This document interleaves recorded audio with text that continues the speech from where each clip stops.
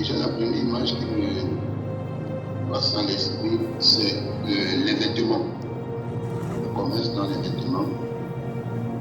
Et parmi le commerce dans les vêtements, je vois le champ. Tu vois un champ, Un champ. comme la ferme, comme une ferme. Oui. Ok.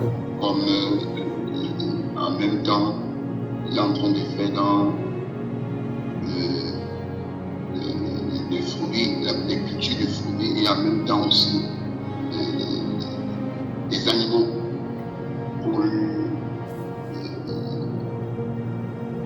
Voilà un peu ce que je veux. Ok.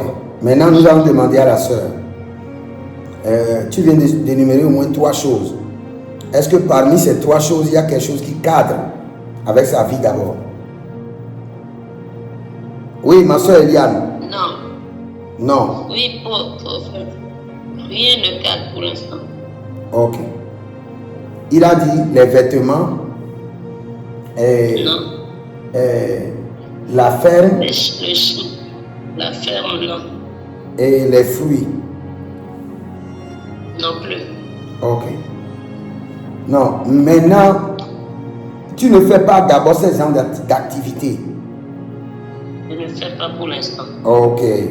Lui n'est pas en train de prophétiser sur les activités que tu fais déjà.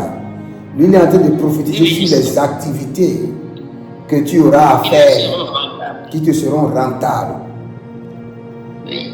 Mais tu m'avais dit entre-temps que ton fils voulait commencer quelque chose de ferme. Peut-être c'est ça qu'il est en train de voir. Ou bien c'est pas ferme. Bon, il est à la ferme avec son père actuellement. Ok. Mais là où je suis, de là où je vous parle, Oui. je suis chez ma soeur et elle a une ferme. Elle a des animaux, elle fait la culture de fruits, de tout, elle fait tout ce qu'on vient de dire. Donc ce que le prophète est en train de voir, c'est là où son esprit est en train d'aller. Oui, c'est là où je suis présentement là. Il y a des poussins, il y a un peu de tout.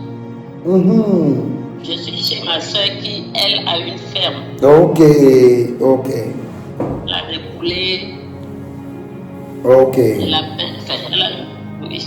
Ok. Donc, c'est là où son esprit est en train d'aller. Maintenant, je vais expliquer quelque chose et j'aimerais que vous preniez note.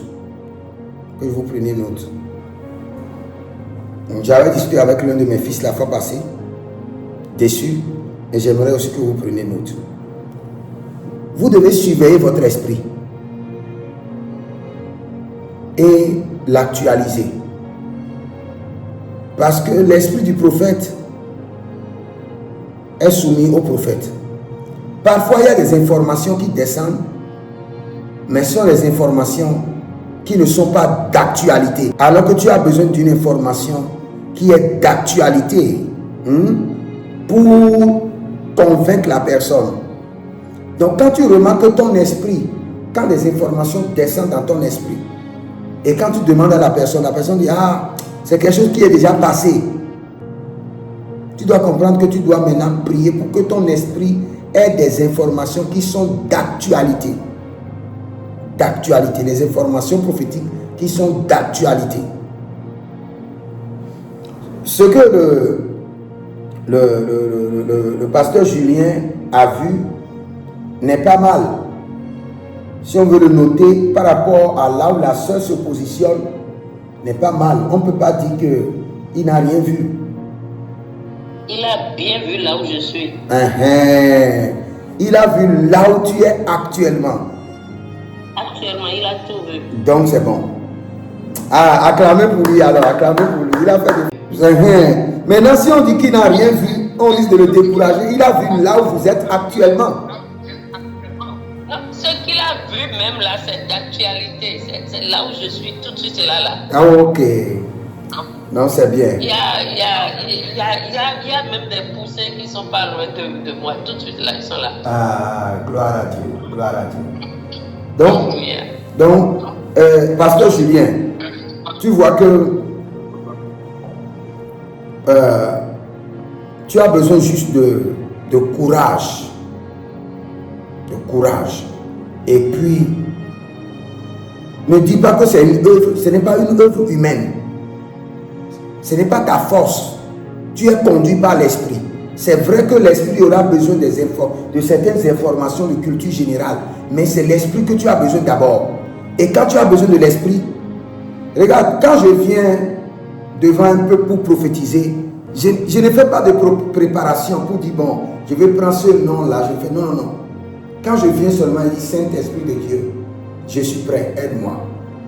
Aide-moi. Saint-Esprit de Dieu, aide-moi. Saint-Esprit de Dieu, aide-moi. Paf! Et le premier message descend. Oui, un célibataire peut être diacre. Nous avons commencé tous l'œuvre de Dieu étant célibataire. Donc, il n'y a pas de problème à cela. La Bible n'accuse pas, il n'y a pas de déontologie, d'éthique contre cela. Seulement, il y a certaines positions qu'on ne peut pas donner à un célibataire. Parce qu'il y a certaines églises où il y a beaucoup de filles et ce célibataire-là n'a pas encore dompté. Il n'a pas encore dompté sa vie de sexualité. On ne peut pas lui confier certaines églises, c'est tout. Mais un célibataire peut faire l'œuvre de Dieu pleinement. Il n'a pas de problème. Il n'y a pas de problème à cela. Moi, je suis contre la polygamie à 100%. Et si je veux vous enseigner sur la polygamie, je peux vous dire avec certitude ce que la Bible nous dit. Il dit que l'évêque soit marié d'une seule femme. Je suis contre la polygamie. Mais quand il y a des gens qui sont polygames à l'église, qui n'occupent pas la responsabilité de sacerdotale, je n'ai rien contre eux.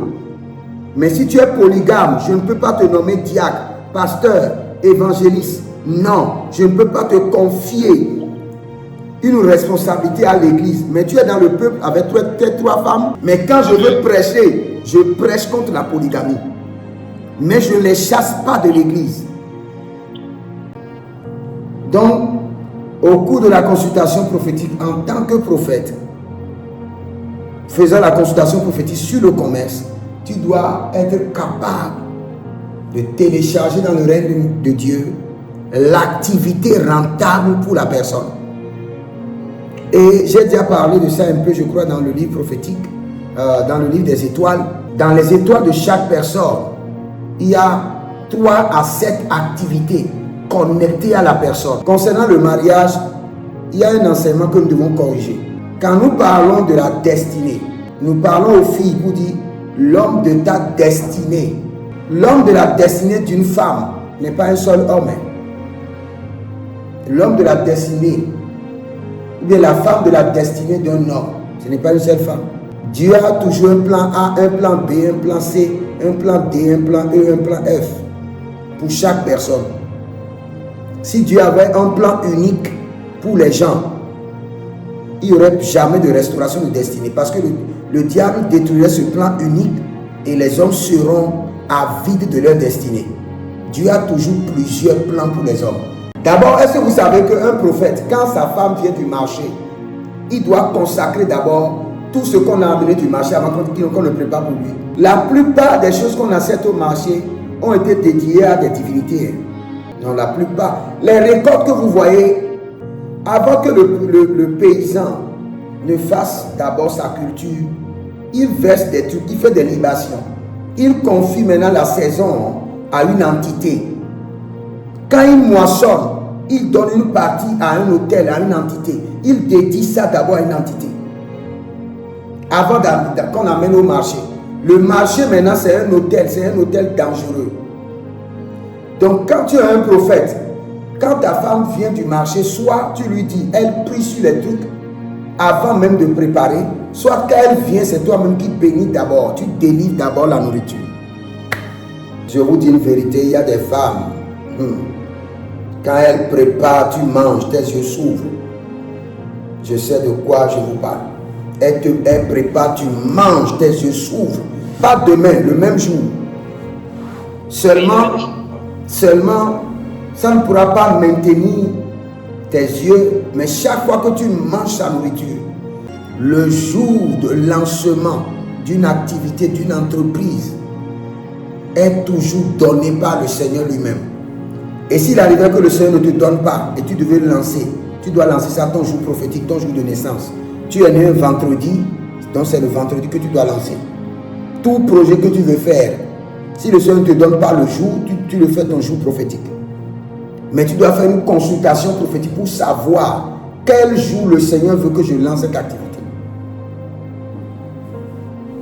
Parce qu'il y a certaines activités qui ne doivent pas être lancées à certains jours, à certains événements. Il y a certains événements qui se passent dans le règne de l'esprit et tu ne dois pas lancer ton activité en ce jour. Quand tu lances l'activité en ce jour-là, l'événement mystique qui se passe dans le règne de l'esprit détruit en même temps l'activité. Suce l'énergie de l'activité. Et c'est fini, cette activité-là